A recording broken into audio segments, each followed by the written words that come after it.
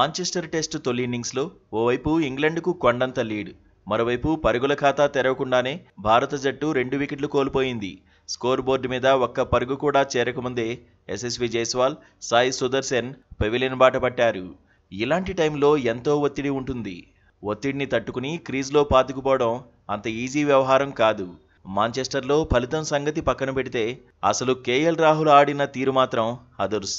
సీనియర్గా బ్యాటింగ్లో బాధ్యత తీసుకున్నాడు. తమ వంతుగా వీలైనంత వరకు క్రీజ్లో ఉండాలనే పట్టుదలతో కనిపించాడు.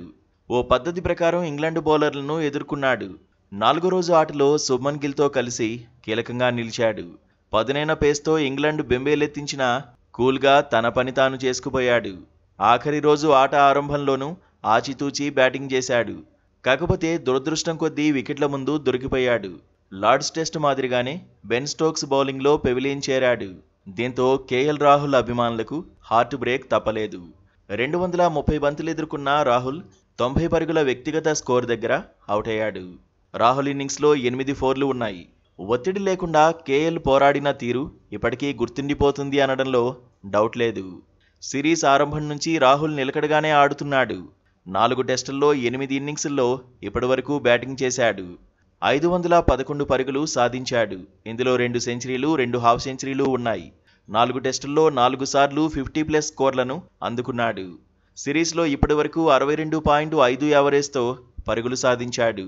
సిరీస్లో 998 బంతులు ఎదుర్కొని టెక్నిక్తో కట్టిపడేస్తున్నాడు. రోహిత్ శర్మ లేని లోటు తెలియకుండా అసలైన టెస్ట్ ఇన్నింగ్స్తో రాహుల్ ప్రశంసలు అందుకుంటున్నాడు. నిజానికి జట్టు అవసరాలకు తగినట్టుగా ఆడడంలో కేఎల్ ఎప్పుడూ ముందే ఉంటున్నాడు. టాప్ ఆర్డర్, మిడిల్ ఆర్డర్లో ఎక్కడ ఆడమన్నా ఆడుతున్నాడు.